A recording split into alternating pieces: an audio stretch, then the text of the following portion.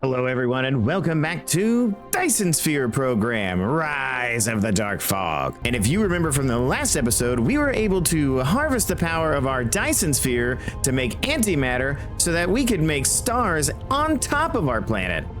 That's awesome. And it gave us an incredible power boost so that now we can produce 3.94 gigawatts of power on our home planet. That's a lot.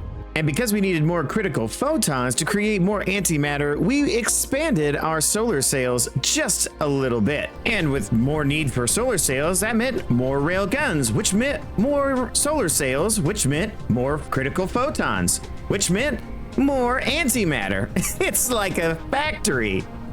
And with all those extra photons being made and a little bit of belt spaghetti to make things a bit more efficient over here, the antimatter is flowing. Enough so that we've been able to store up quite a bit. I'm planning on using this, somewhere else. So with our antimatter being able to be shipped off planet, now it's time to head over to Ida Poopa 1 and pick a fight. I think it's time to take some more Dark Fog down. We'll just load up a few of these corvettes, a few destroyers, maybe even a few of the other little drones, and let's go pick a fight with a planet. Now, what star system would that be? Well, after looking over some of the stars in our system and giving it careful consideration of what it is exactly that we want to do, I've kind of landed on Anakin here to kind of be the next one that we go to, and some liberation is necessary. But between all of these planets, it has a lot of the items that we need, and that's kind of what I'm looking at. We've got the sulfuric acid here, we've got kimberlite ore, which will be turned into diamonds, and a planet here that has fire ice and tons of exploitable resources. So with all that in mind, it's just a quick hop, skip, and a jump, just a couple light years away. So we'll pop in here at Anakin 1, prepare ourselves for some battle, and take out the local threat. It's been real easy now that I'm pretty much an indestructible god. And now that I have no fear of the Dark Hive, we can just switch ourselves to our space fleet and they'll take care of the sea threat all by themselves. So with the first threats eliminated, we'll head over here to the Anakin 2, deploy our next fleet, and do much of the same.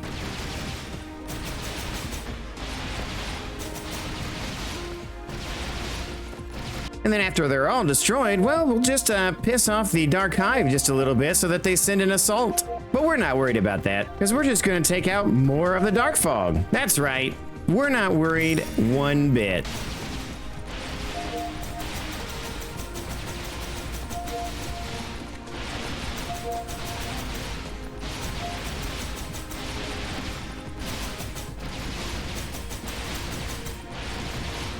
And now with the planetary threats eliminated, let's turn our attention to the Dark Hive. You're gonna launch an assault on me? Well, I'm here to tell you, brother, that ain't happening. Because I definitely got to you first.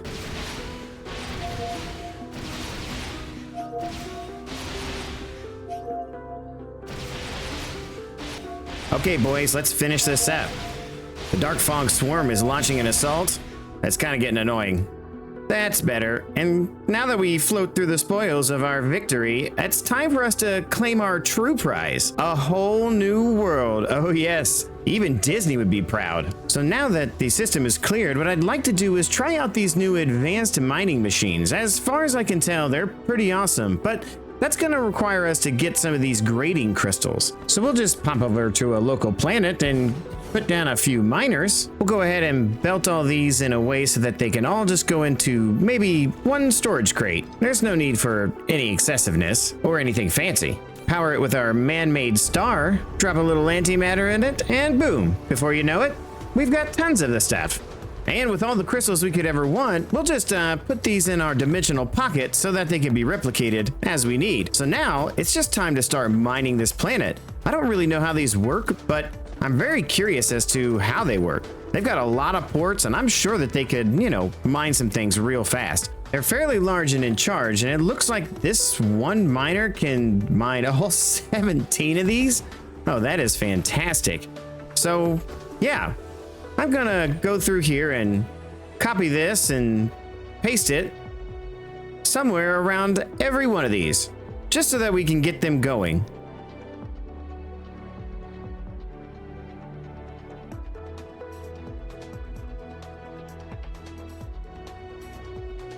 So one of the reasons I wanted to use these advanced mining machines is because I read something under its description that I thought was very interesting. It said that the collected ores can be shipped out by conveyor belts or logistic drones. So that got me thinking, like, how do they get this out of here with the logistic drones? So we had to play around with it a bit, but I did figure it out. It actually means that you can just place a logistics tower here, supply it with its allotment of drones, tell it that you want it to take on the titanium ore, and as soon as it gets some power, this thing will start shipping its resources over here when it's demanded. Well, this just gave me an idea. I feel like we could make a giant smelting array, and then we don't really have to belt anything, saving us a lot of space. No more of those clunky, long list of smelters to smelt all of our ores straight out of the mines. So with that knowledge, me and old Icarus here, we came up with a few new blueprints, and we're calling them the Giga Chad smelters. Oh yeah, this baby is huge, and we did a little testing, and I found out that you can run about 15 smelters off of one Mark III belt. Say hello to Giga Chad smelting. That's what I'm talking about. This thing can put out tons and tons of material, and it can smelt that said material into whatever I want it to be.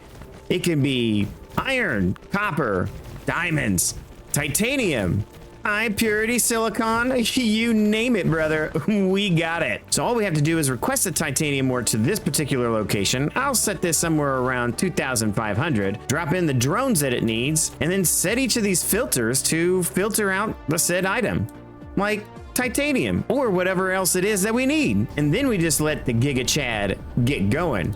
And on this side, we just tell it to have it, supply it, maximize its storage, and boom, 5,000 cool at any given moment. Now this brings up the interesting question. What are we planning on building here? Well, before I left the home planet, I've set up these vertical launching silos because that's what we're going for. We're getting our final parts for the Dyson Sphere. What all parts are we going to need for the Dyson Sphere? Well, as far as I can tell, it's just the small carrier rockets and the Dyson Sphere components, probably as well as the solar sails to fill in the gaps. So on this particular planet, my plan is to construct all of the Dyson Sphere components. That's a lot of pieces that we're going to have to come up with. Lots of processors, making solar sails again, and some frame materials. But it shouldn't be too big of a problem to get all this done, because with our Giga Chad smelters here, we could just pop a whole bunch of these suckers down, and that's it. We don't have to worry about the smelting anymore. We'll just do one for every element and then, you know, see where it takes us. And I'm sure we'll have to make a few trips back and forth to the home world, but not a big deal. Warping back and forth, it's actually kind of fun and a little bit therapeutic. I mean, you don't mind the trip, do you, Icarus? And now with all the Giga Chad smelters in place and most of their recipes set, with a little bit of everything on this planet, I didn't want to use the little bit of coal that we have to try to make the diamonds, and I know we're going to need some diamonds. So as you can see, we only have 4 coal veins in this entire planet, and I needed that for my proliferation Mark 1. If I also use that same stuff for diamonds, well, we're just not going to have enough for the proliferation Mark 1. So I kind of need to figure out how to get diamonds, and if I remember correctly, this planet here, Anakin 2, has kimberlite ore, and kimberlite ore can be turned into diamonds. So I think it's time to just go and harvest some diamonds off of this planet. But as we collect that kimberlite ore, I'm also going to stop in on the other planet and grab up some of the sulfur. We're definitely going to need that as well for the titanium alloy. So I'm going to gather up a few supplies that I'm pretty sure we're going to need over there. Maybe even take a couple artificial suns for power. And we'll set ourselves up a really nice little, I don't know, collecting resource area. So seeing as how we already eliminated all the threat on this planet, we went ahead and set up some of the geothermal power, maybe a couple of the signal towers to protect ourselves, a little bit of defense. We set up a interstellar logistics tower to grab ourselves some antimatter fuel rods and some space warpers from our home planet, and then all of the kimberlite ore that we could ever want. And we just set that up as close as we could to this guy. We also set up a little bit of defense here with our drones, just in case. You know, there's no planetary shields here, so if the dark fog attacks, well, we're kind of screwed. But I believe with all these defenses, we should be fine. So now let's head over to the sulfur planet and grab some of that. And just like the other planet, we'll grab up all these geothermal powers that we liberated earlier, set up some local defense and signal towers as we did on the other planet, import some of our antimatter fuel rods and space warpers again, and before you know it, we've got more sulfuric acid than you can shake a stick at. So, with those two problems solved, now it's time to really get cooking. And now we have all the kimberlite ore here on the main planet, and it's being made into diamonds. Now I just gotta remember what we came here for. Oh yeah, Dyson Sphere components. Okay, that's right. So what all do we need to make all this happen? Well, it looks like golden processors, solar sails, and the frame materials, as well as some graphene, photon combiners, some carbon nanotubes, titanium alloy, and high purity silicon. So those are all pretty easy things, but now with our great theme of our Giga Chad smelting, I think it's time for a new blueprint that I'm gonna call the Giga Chad assembling. That's what I'm talking about. These guys are enormous. So I redesigned kind of in the same similar fashion as we have for the other smelting arrays. And as far as I can tell, these guys, oh boy, they're gonna be amazing. So I think the first two things actually that we will probably be making in our production line is going to be the circuit boards, and then we'll have the microcrystalline right next to it.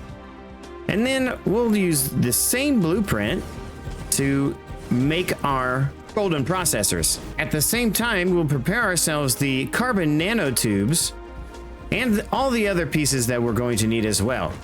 So I'm sure this is going to take a few trips back and forth to the home planet to get some of these materials.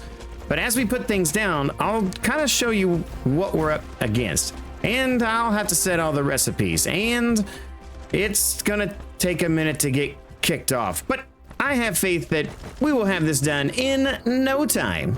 A set of chemical things for graphene, a quick little setup for some prisms, and now some photon combiners. And with the graphene and photon combiners, that feeds into our first little piece that we wanted to complete, the solar sails.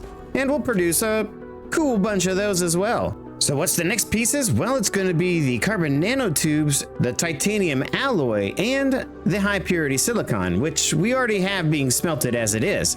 And as we already have our blueprint for the Giga Chad, we just did a little modification here to get these two belts being the inputs and the one belt here being the output. It was in reverse for the graphene.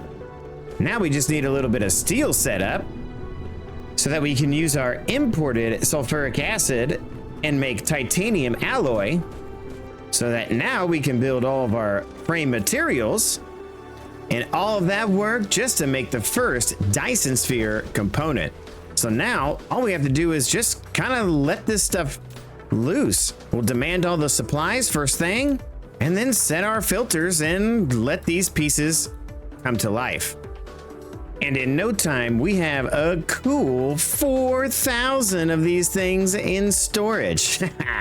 So I set up a interstellar logistics tower to kind of store them as well. So we're gonna set this guy to supply and let those all kind of collect into this storage container over here.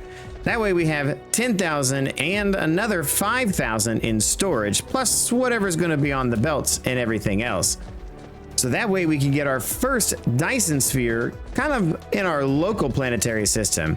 I don't think that there's any of these guys around here that I want to build on. I want to keep everything local, you know, where we started. It should all end where we started. So what's next? Well, I think probably figuring out exactly how many of all these things that we need, because we definitely have a problem with the hydrogen. We make a lot of hydrogen, and I'm trying to burn it off as quickly as possible, but I had to kind of fudge it a little bit by storing some up, but we need to get rid of that hydrogen. So yeah, that's what's going to happen. So while I try to figure out the rest of the way to support this system, why don't you go ahead and support me on Patreon? The link will be below. Another way to support the channel would be to leave a comment down below, as well as reach out to me on Discord, and the link will be in the description as well. But the best ways, as always, to support is to like and subscribe, as it always helps out the channel. Hit the notification bell so you can be alerted of any time any Dyson Sphere or any other content gets uploaded to the page. Hit one of the buttons at the end of the screen to see what else we've been playing, and don't forget to keep gaming for the love of games. Bye now.